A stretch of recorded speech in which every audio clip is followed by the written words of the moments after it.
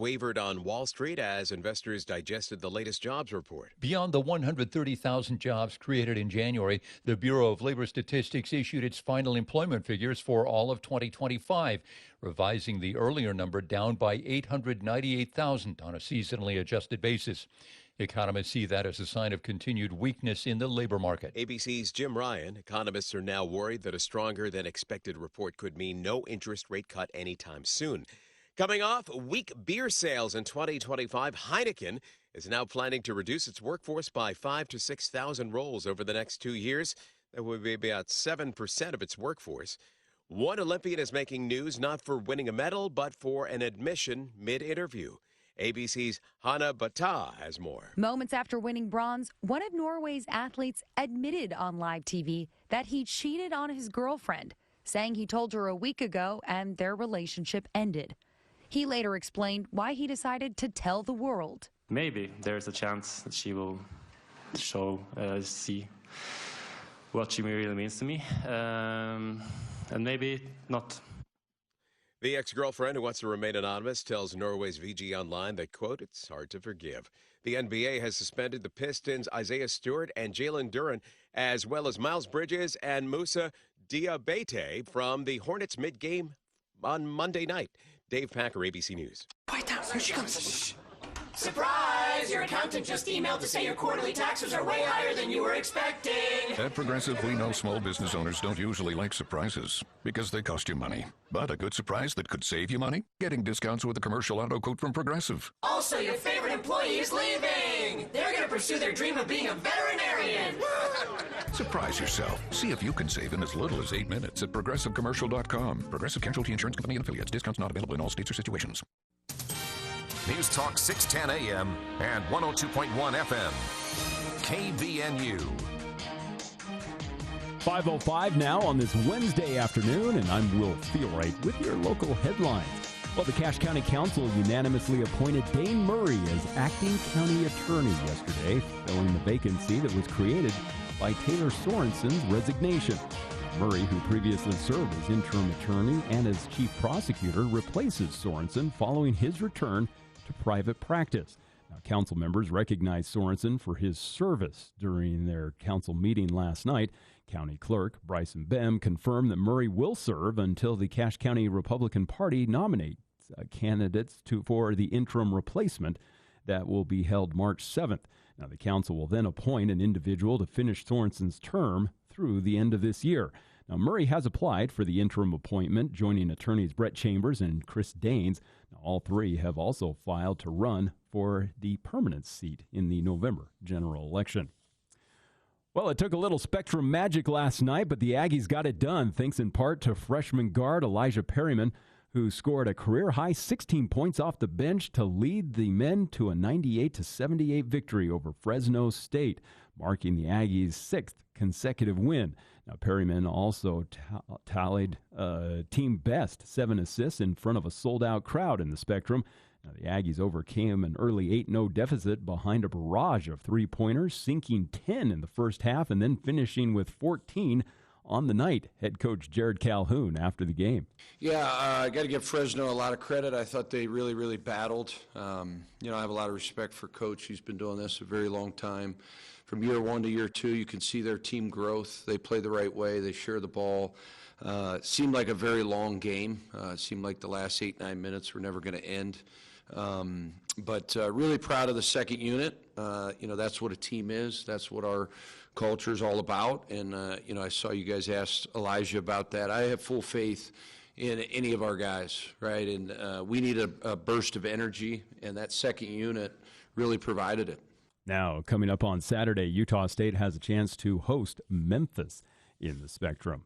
And jury selection is continuing in the murder trial of Corey Richins, the Utah author accused of poisoning her husband back in 2022.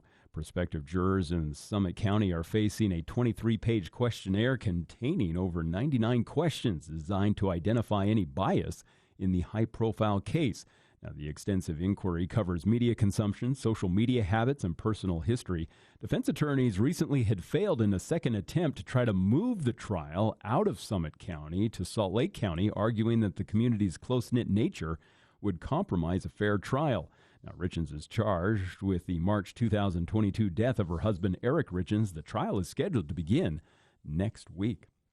Well, these clouds continuing overnight tonight as we've had temperatures in the mid-40s today, and now tonight will drop into the low 30s as we'll see this chance still of some lingering isolated showers and snow flurries through the area.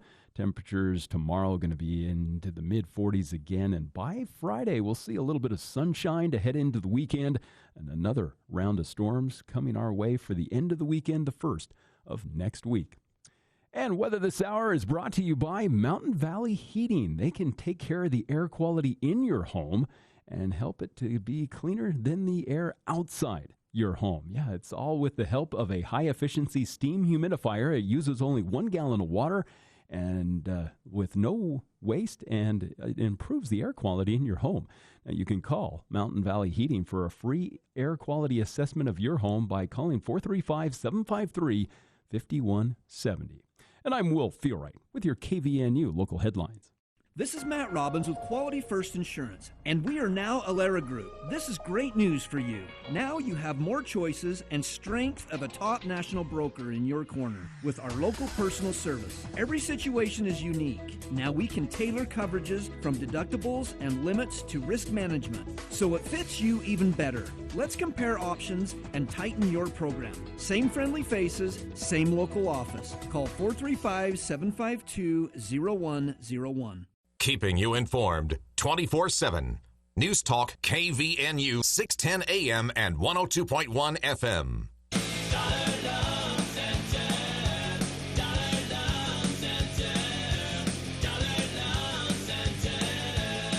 We're here with Chuck, founder of Dollar Loan Center. Chuck, what happens if someone applied before and was denied? Craig, I love this question, and the answer is simple.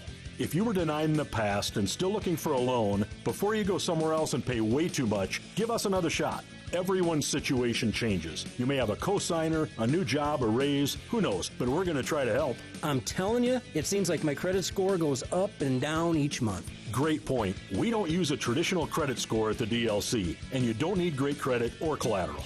We can also help you consolidate those expensive payday and title loans because we lend way more and charge way less. Dollar Loan Center loves Logan and Ogden and lends up to $5,000 in minutes. Stop by a nearby location, apply over the phone, or online at don'tbebroke.com. License by the Utah Department of Financial Institutions. Subject to approval, limitations may apply. See website for details.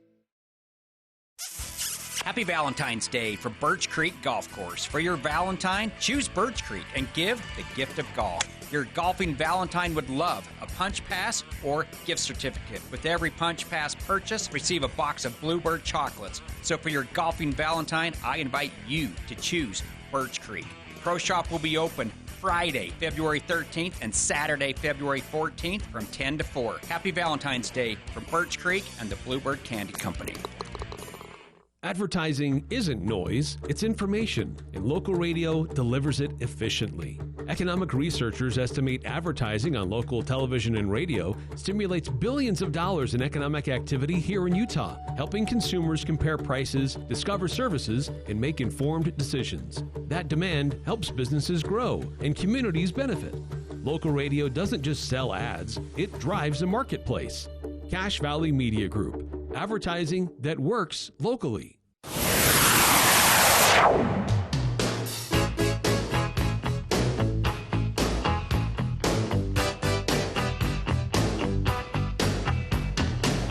Welcome back to KVNU's For the People. Hour 2 of today's show.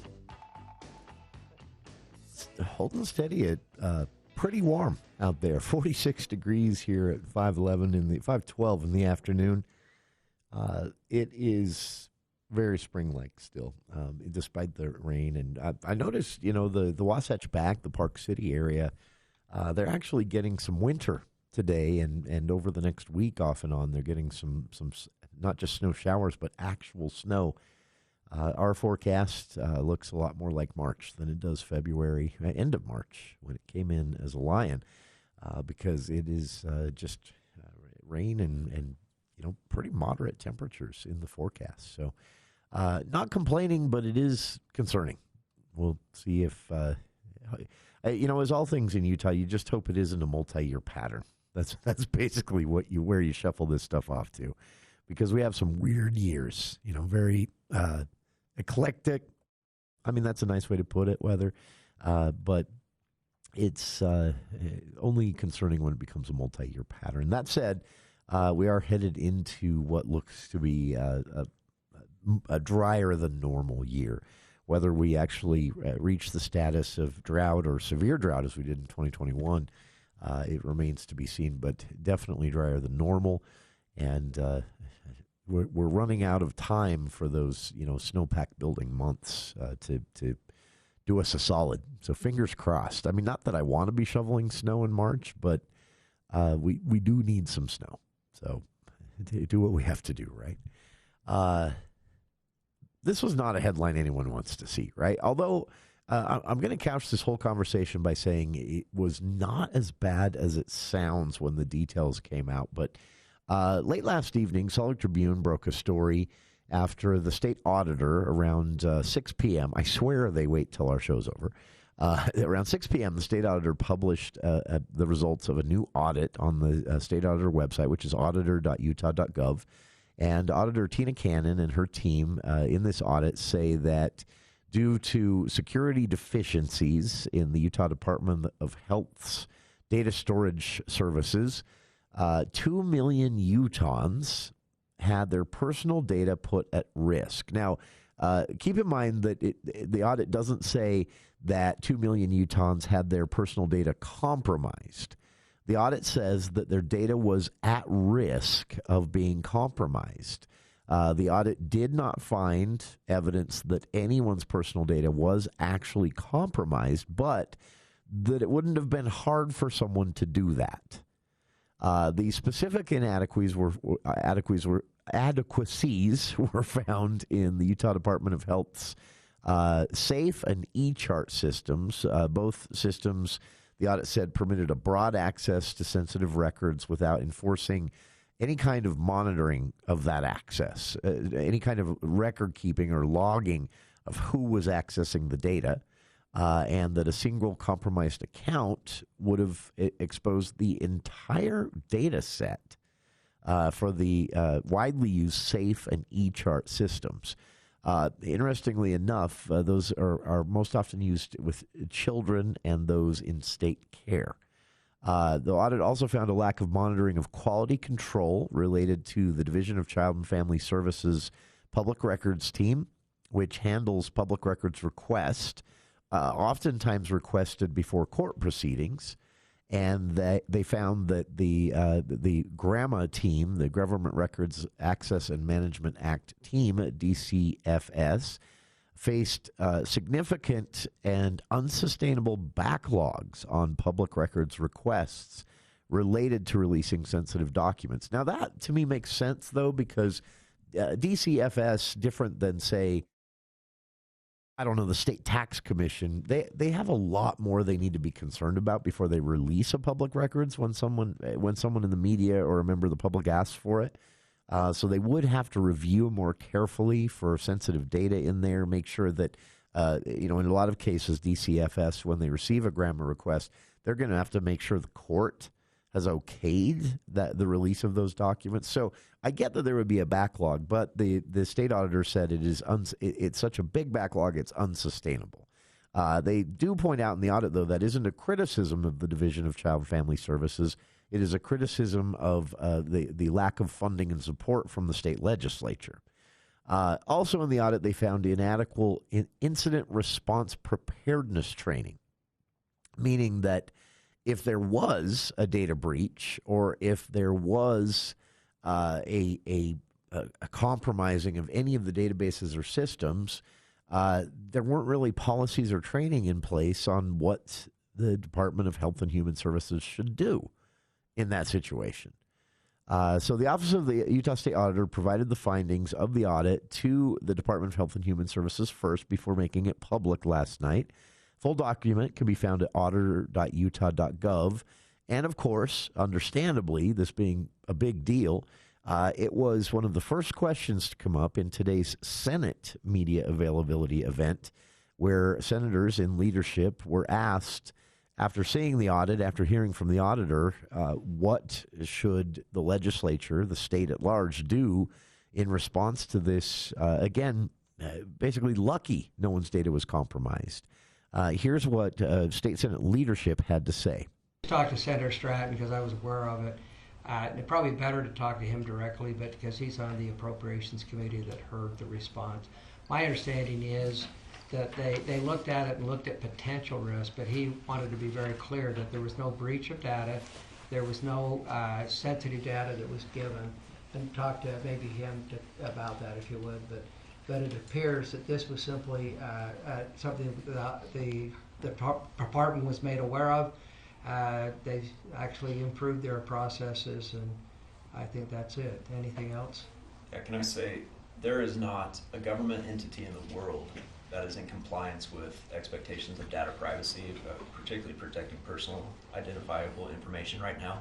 Utah has done more to move forward in this direction and to start securing data at the government agency level, whether that's cities, counties, departments. And so we passed a bill, Government Data Privacy Act, 2 years ago. We've expounded upon that.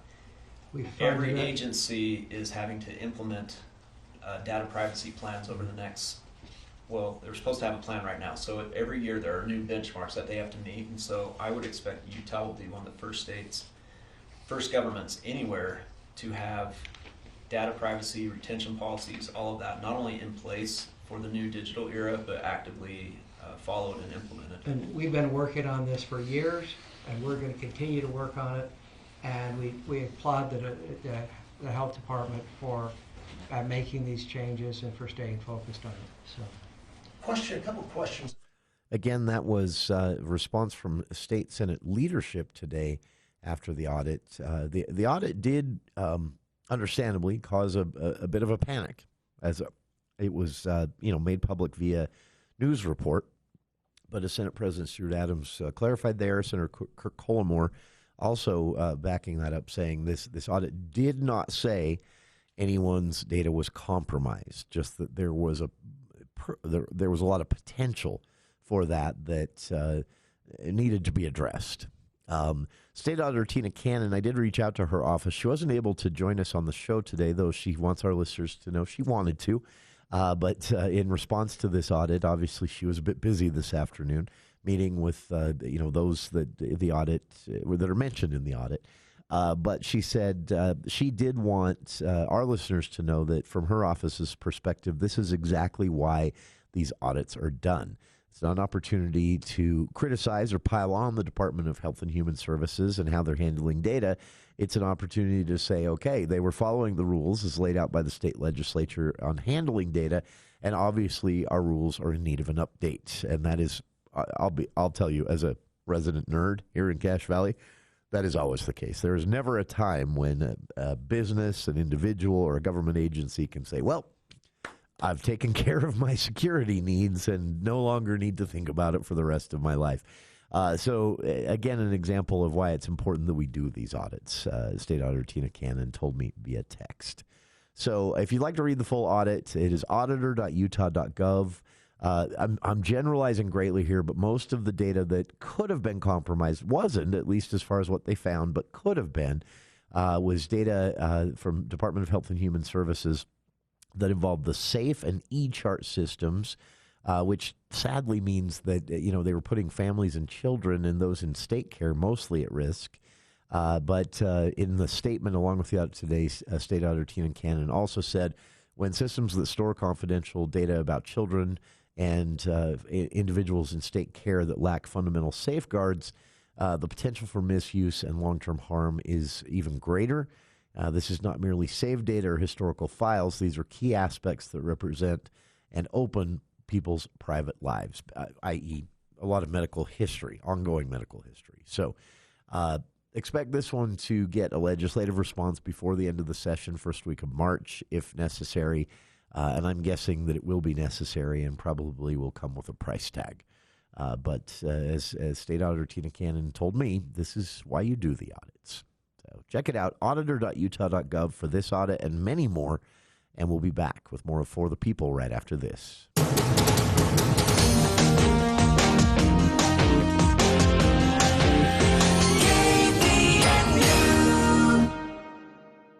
Here in Utah, we're built different. We're built for winter. Whether you're getting the kids to school on a snowy morning or tackling a slick commute home. And at Murdoch GMC Chevrolet Cadillac, we're built to get you through it. This month, lease a new GMC Sierra 1500 for only $565 per month. You've got to come and see us at Murdoch Chevrolet GMC Cadillac in Logan or online at murdochchevroletlogan.com. GMC, we are professional grade. Call 888-391-6083 as we dealer for complete details. Offer expires 3/2/26. This Valentine's Day, give a piece of jewelry from S.E. Needham Jewelers. Save time and money by taking advantage of our Valentine's Day special. With the purchase of any jewelry valued at $199 or more, you'll receive dinner for two, chocolates and flowers. You can have Valentine's Day covered in one stop. Choose from a large selection of diamonds, pearls, gold, and silver jewelry. Also, your jewelry will come in our signature gift box. Open Monday through Saturday, 10 to 7. S.E. Needham Jewelers, middle of the block at the sign of the clock. Hi there, it's me, and I've got a little advice for you guys out there. Valentine's will be here soon. The smartest move, order her flowers early. In fact, you should send them a few days before Valentine's right to her work. That way she can proudly display those beautiful flowers for everyone to see, and you'll get all the credit. Sending flowers from Plant Peddler delivers the right message. Thoughtful, romantic, and planned ahead. Call right now and get it all taken care of. 753-0444. Plant Peddler Floral. 753-0444. This is Jordan with Primrose Home Care and Hospice, and I'm here with Barbara. Barbara, how did you become acquainted with Primrose? I had been trying to get another company to come and help me, and I had waited about 2 weeks, and I needed a bath. My neighbor suggested that she would make a few phone calls, and that very afternoon, Mark Stokes was sitting in my front room, and he said, "What do you need?" Primrose Home Care and Hospice. We're your home team. If you're constantly dusting or battling allergies, Jonathan Duct Hunter says your air ducts might be to blame. Construction dust and debris can linger in your HVAC system long after the tools are put away. Breathe easier with a professional air ducts cleaning from the Duct Hunter. You'll enjoy less surface dust, cleaner, healthier air, relief from allergy symptoms. Plus, they'll clean your dryer bed while they're there for added safety and efficiency. Call 435-770-4813 for your free quote today. Fresh air is just a phone call away.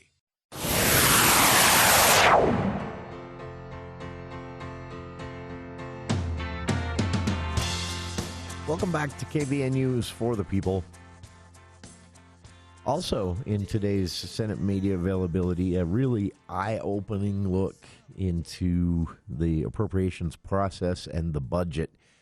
Some of what we've been hearing is that revenue, while not like panic or recession's coming down, it's down. And lawmakers are being very cautious with what they're willing to spend this year. Unless, of course, it's, as I told you at the start of the hour, funding legal counsel for the federal lawsuit against the state court's ruling on, yes, the state legislature voted today to use taxpayer funds to offer legal help to the two members of Congress who filed a lawsuit in federal court against the state courts. Politics makes for strange. Partisanship is a blinder, they say, but I think it actually sometimes does a little worse than that. Anyway, so that money they've got, $130 million for the first-time home builders program, no questions asked, although that's, arguably maybe a smart investment on the taxpayers' behalf at this point. But the point I'm trying to make here is, despite what you're about to hear about how tight things are, the priority issues they always find money for. And so I always say this: a state's budget is more of a list of the state leadership's priorities than it is the money situation, because they know the money situation is going to wax and wane from year to year.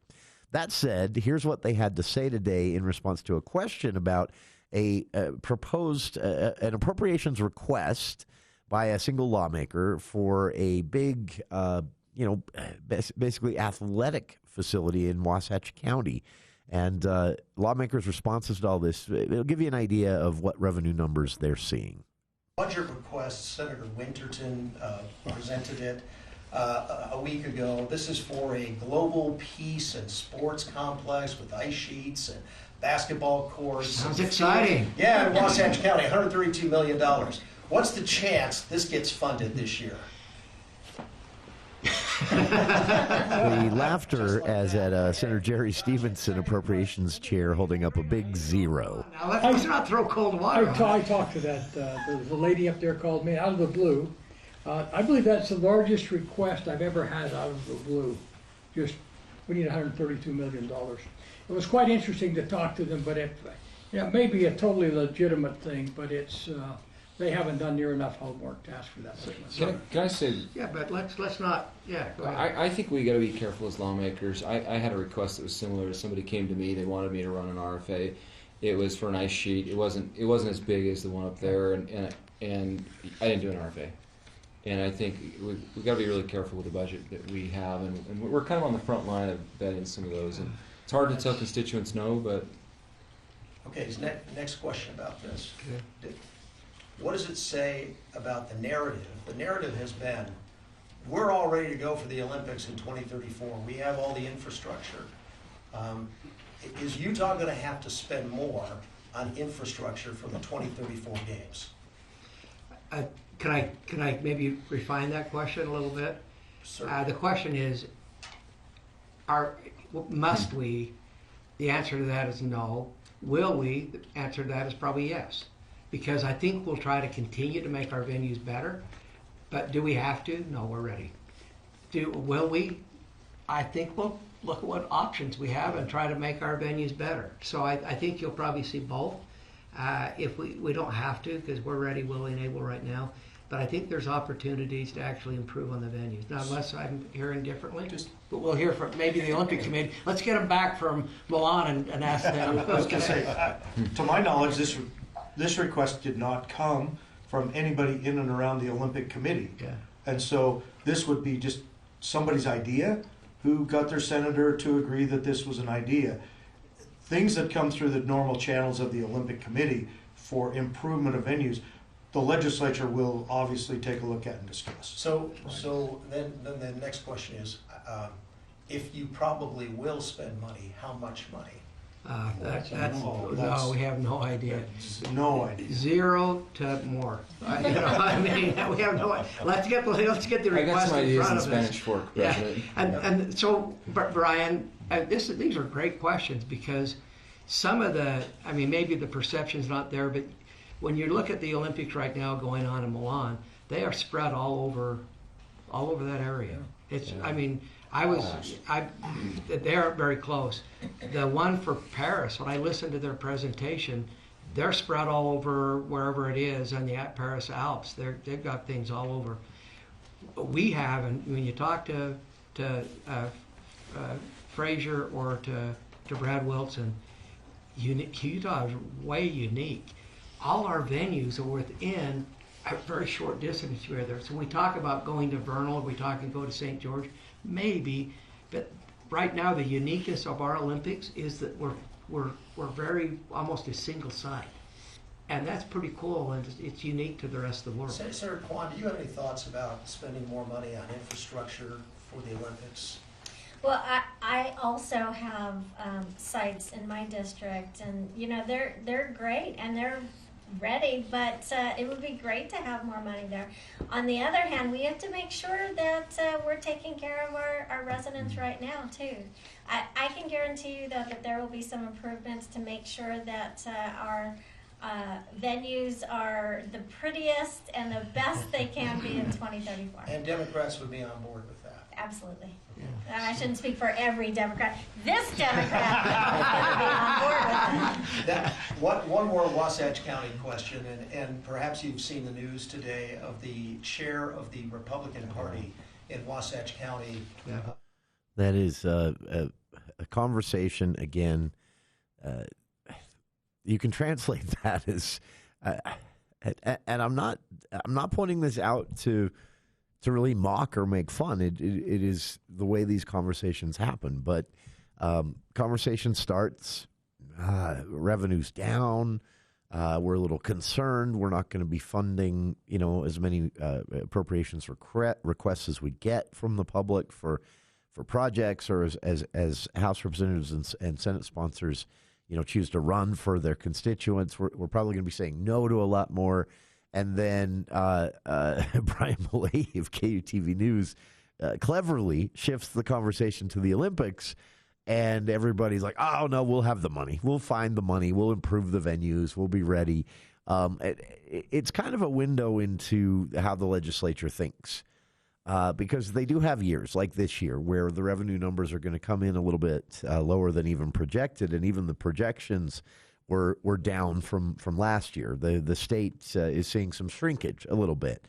Now, we're not seeing an increase in employment. We're not seeing jobs disappear. That's all good. But we're seeing a bit of a contraction in the economy, which means that the state is collecting less revenue. They've also, cut the income tax down far enough that that's a less reliable source for them now. They say that's intentional, but I do think they're a bit surprised that maybe, there are some signs maybe they went a little bit too low on that, why you probably won't see another cut this year. But then they know these situations are temporary. They'll have plenty of your money to spend in the future. Again, just kind of a funny conversation that, oh, no, things are tight this year. We're belt tightening. We're probably not going to be building that or funding this. And then Millay shifts it to the Olympics cleverly. He was kind of, I think he was kind of trying to set this up, shifts it to the Olympics and say, well, are we not going to be building new stuff for the Olympics? Oh, no. We'll find the money for that. We'll be building all kinds of new stuff. For better or worse, those that have been in the legislature for a long time, in my experience, this is how they start to think about taxpayer dollars. The money will always be there if they want it to be. Your money. We'll be back with more of KVNU's For the People on the other side of these headlines with KVNU's Will Feel Right.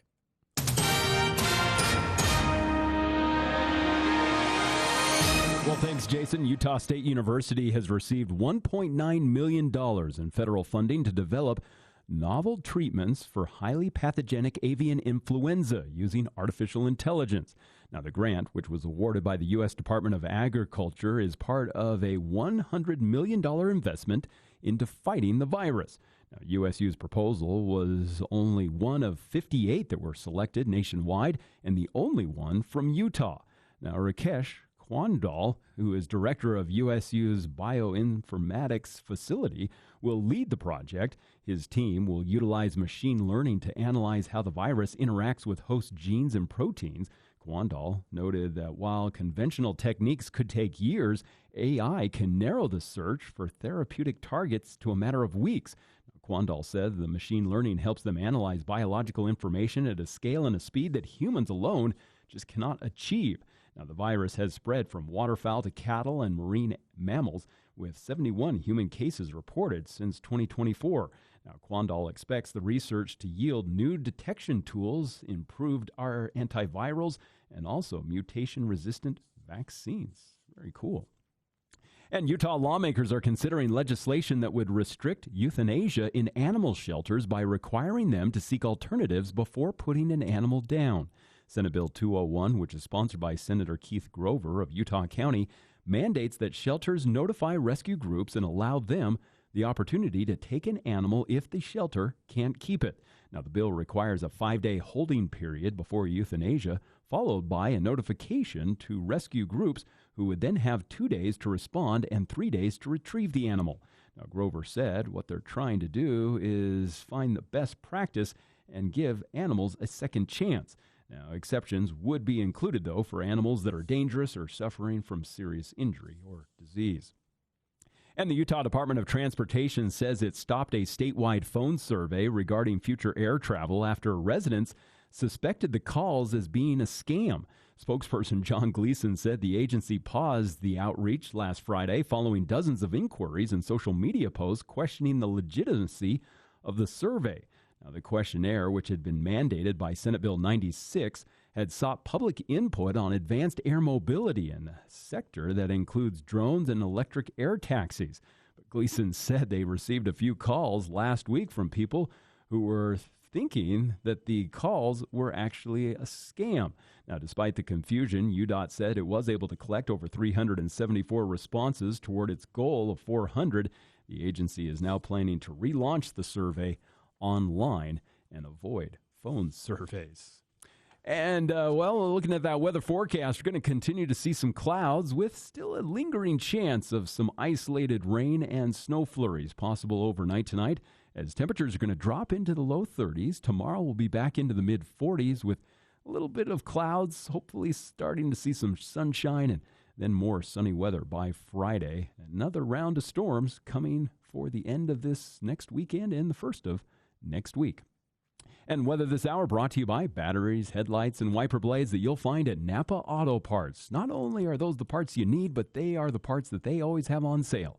At Napa Auto Parts, check out any of their 5 locations. They're from Preston to Providence. It's Napa Auto Parts. And I'm Will Feelwright with your KVNU local headlines. This is a special report from ABC News. I'm Michelle Franzen. For the first time since Nancy Guthrie was taken from her Tucson home, the FBI releasing images and video from the 84-year-old's doorbell camera, showing a masked and armed man, the FBI says, wearing a backpack, walking up to the front door overnight on February 1st, when the mother of Today anchor Savannah Guthrie was reported missing. ABC News contributor Brad Garrett and former FBI agent on what the images show him. Somebody who is not exactly sure what they're doing.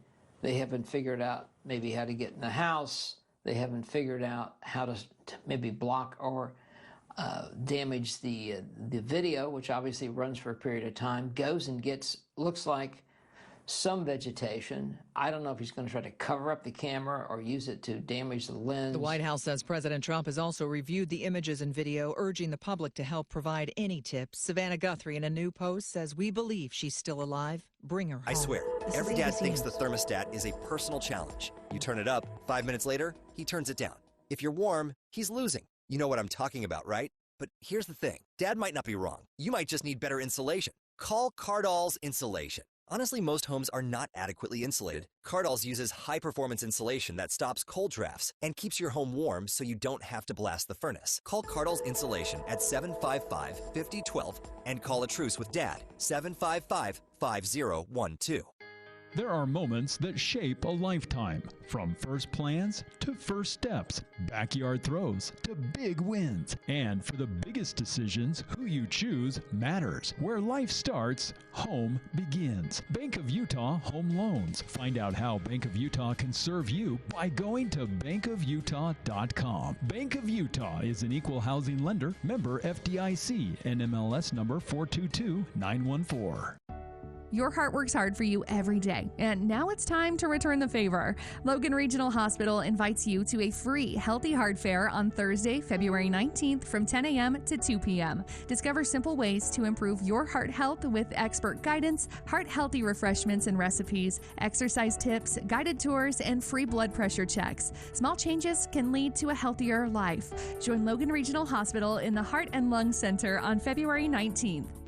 From breaking weather alerts to Friday night lights, local radio is there when Cache Valley needs it most. But it's also working every day, supporting small businesses, creating jobs, and strengthening the local economy. Economists say the impact of local broadcasting reaches into every corner of the economy, and it starts right here at home. Local radio matters because local communities matter. Cache Valley Media Group, serving Cache Valley and Northern Utah.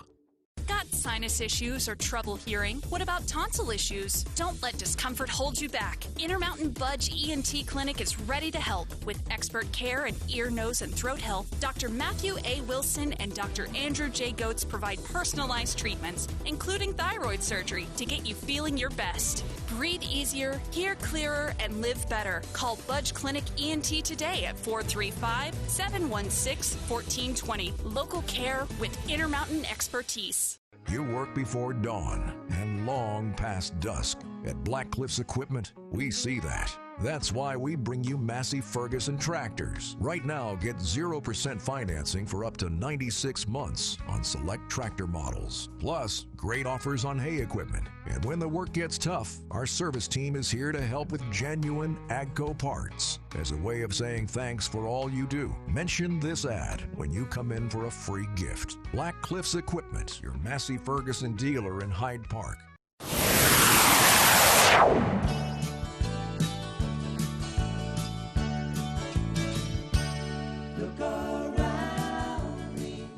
Welcome back to KVN News for the People. Jumping back to where we started today with the surprise tie vote in a Senate committee today, state Senate committee today, over whether the state should, with taxpayer dollars, join an amicus brief and offer legal aid to the two members of Congress who are suing in federal court the state, Supreme Court specifically. It is what it is. Tie was broken by Senate President Stuart Adams and House Speaker Mike Schultz, who, of course, agreed. But it was surprising to see 4 Republicans join the 4 Democrats on the committee to lead to an 8-8 split between Republicans and Democrats, or yeas and nays, with it's a Republican-dominated committee.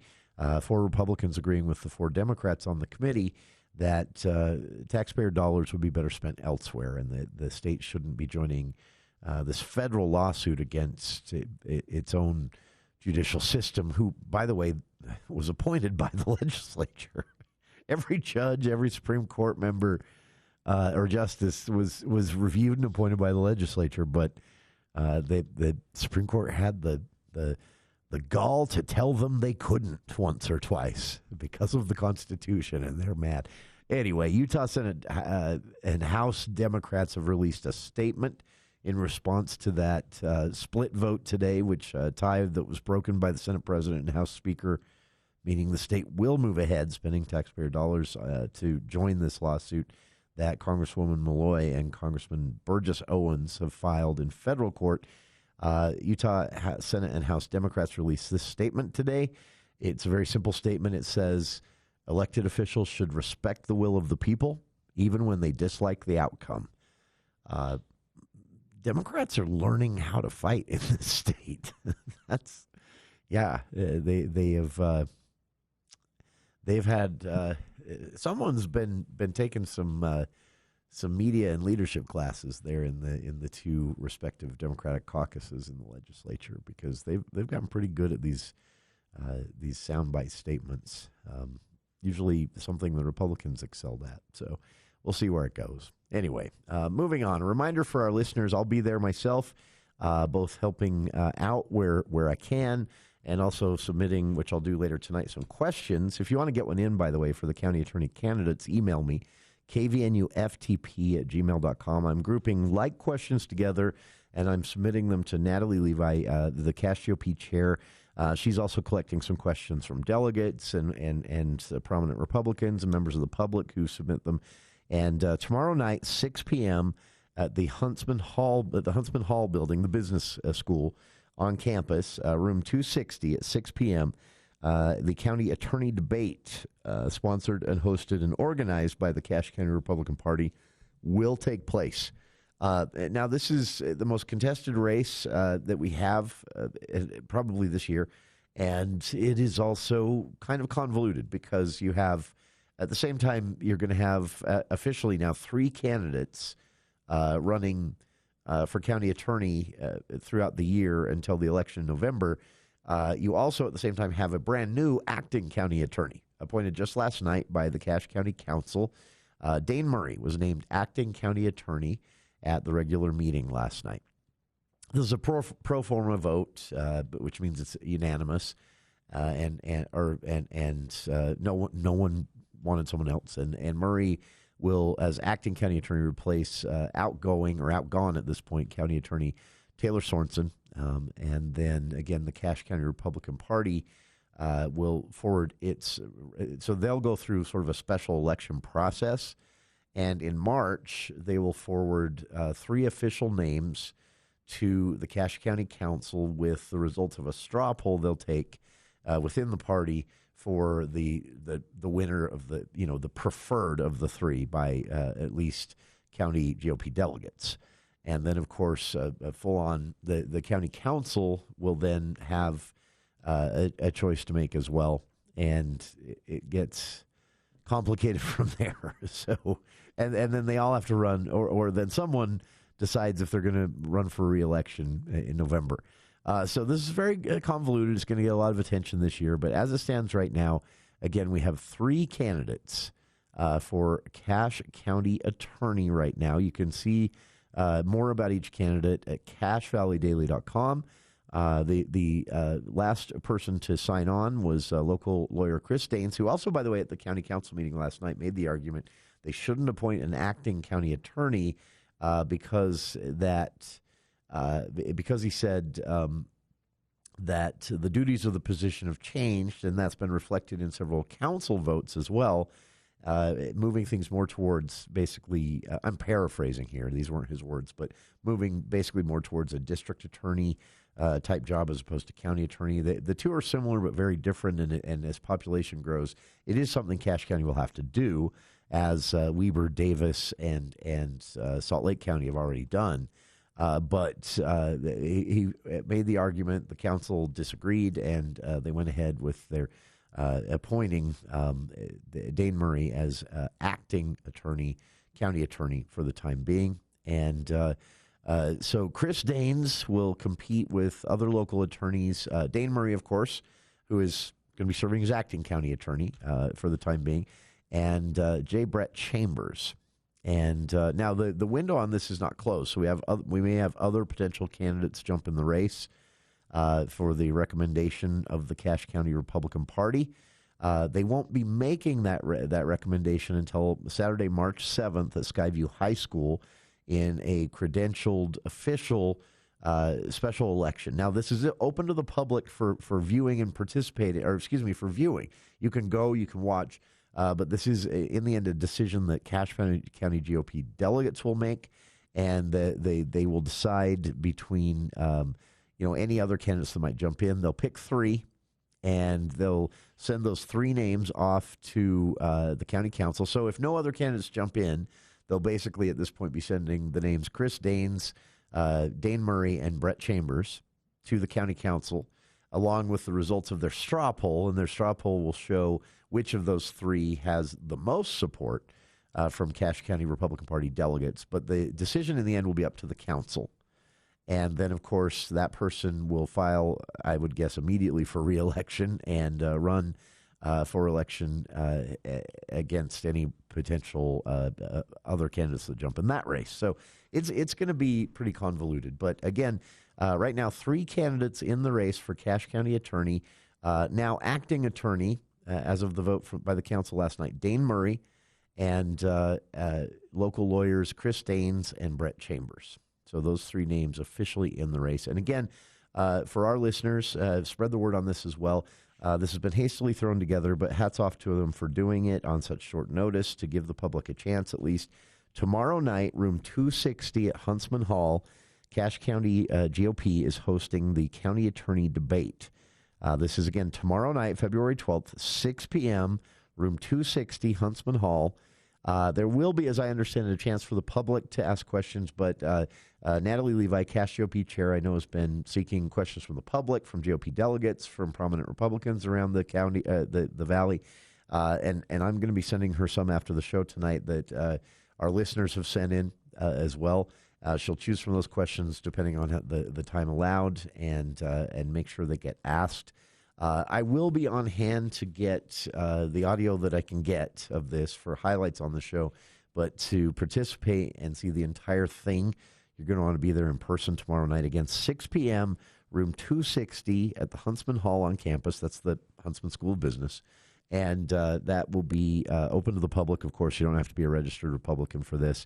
And as I understand it, there will be some time reserved towards the end of sort of a more official debate period in which the public will be able to interact and ask questions directly of the candidates themselves. So, again, Cache County Attorney Candidate Debate tomorrow night, February 12th, room 260, Huntsman Hall on campus, starting at 6 p.m. So mark your calendars. We'll also do our best to make sure we get all three candidates here on the show before March 7th. And let people have a chance to submit questions on air as well. So that is the latest on the Cache County attorney situation. And again, Dane Murray will be serving as acting county attorney for the time being. He will also then be one of the three names sent by the Cache County Republican Party to the council for a selection as a official county attorney, and then we'll have the option to immediately file and run for re-election in November. against any potential challengers in that race as well. But 3 officially in the race. Republican Party delegates will choose Saturday, March 7th at Skyview High School in a morning credentialed meeting. They'll also take a straw poll there to let the county council know which of the 3 the names that they send on are their preferred, number 1, 2, and 3 ranking. And that will all take place March 7th. And their choices, as of right now, more might jump in the race before the 7th. But as of right now, you have now acting attorney Dane Murray and local lawyers Chris Daines and Brett Chambers have jumped in that race. More details about all the candidates, what we know so far at cachevalleydaily.com. And we'll be back with more of For the People right after this. It's 10 a.m., 102.1 FM, KVNU. We could all use a little extra cash this time of year. Bring in all that old metal you have laying around and we'll pay you for it. Hi, this is Chris White, local manager at Valley Recycling. That's what we do at Valley Recycling. We'll pay you for most anything metal, from empty soda cans to old cars and appliances. For the really big jobs, we can help with our fleet of trucks and containers. We take all your scrap metal and give you cash. Mention this ad and get an extra 5 cents per pound for your aluminum cans, offering all the best prices for your metal recycling. Valley Recycling, 145 North, 10th West in Logan.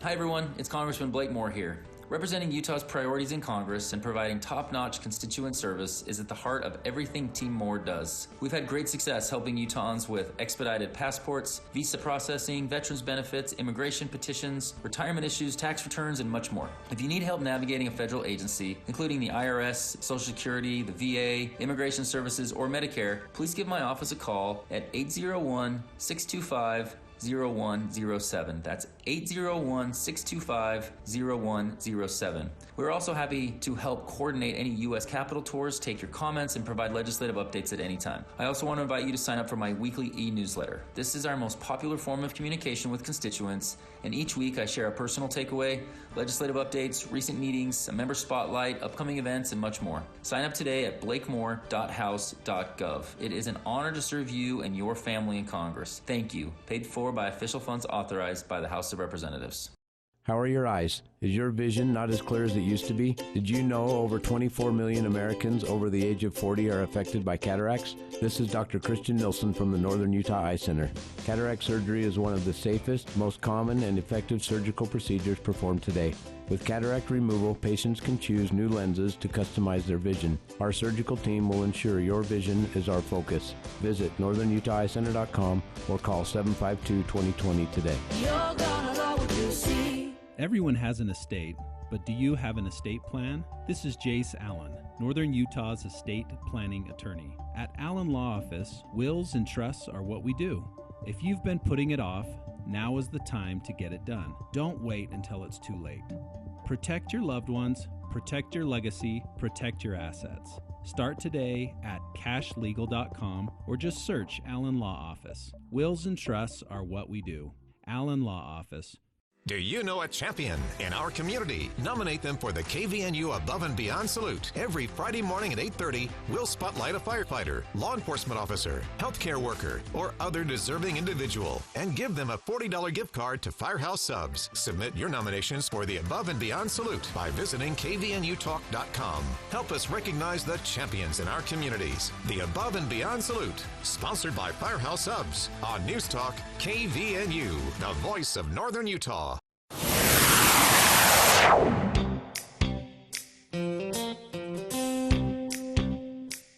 Final story for you here today, and you can see photos via the Associated Press story linked on our Facebook page. But Tina, who is a lighter colored stoat and represents the Olympic Winter Games, and her brother Milo, short for Milano, is the face of the Paralympic Winter Games.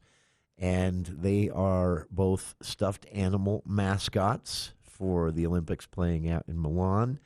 And just a bit in to this, less than a week into the Winter Games, they are impossible to find. Already sold out at official Olympic stores and in the shops available at host cities. And that's going to create a huge rush. If you want to do a good deed, 38-year-old mom from South Carolina is on the hunt for the two plushies. She wants them for her niece, who fell in love with them on the opening night of the Winter Games when they were there at the famous torch lighting event. Of course, these were people in Disney World-like costumes, Disneyland-like costumes, but her niece wants one so bad, Tina, that this 38-year-old mom, Julia Peeler, says it is now her life's mission. She says, I think the only way to get one is to actually win a medal at this point. So she's taking that seriously. She is appealing to Olympic athletes, specifically U.S. competitors, and she wants the public's help getting her plea to them. You can join her campaign a couple of different ways, and links are in the Associated Press story, again, posted on our Facebook page. But you can also just Google her name and find the links as well. She's pretty famous at this point. But she's asking people to help her get word to U.S. competitors in the Olympics or Paralympics that if any of them are willing to part with the two stuffed stoats, Tina and Milo are their names, older sister and younger brother are their personalities, that she would love them for her niece. And so she's begging athletes to consider at least giving them to her. So this is, of course, because her niece is hoping to compete one day in the Paralympics, and she said that she's already training for it. But finding these little stuffed stoats has proven a bigger ordeal than she thought. Again, they're sold out both at the host city stores in person and online, and that might be the end of them, at least for the time being. But Julie Peeler of South Carolina asking the world to help her get word to athletes. If any of them want to part with the stuffed stoats they were given, she'd love to have them for her niece. Check it out. A very cool story, I think, on our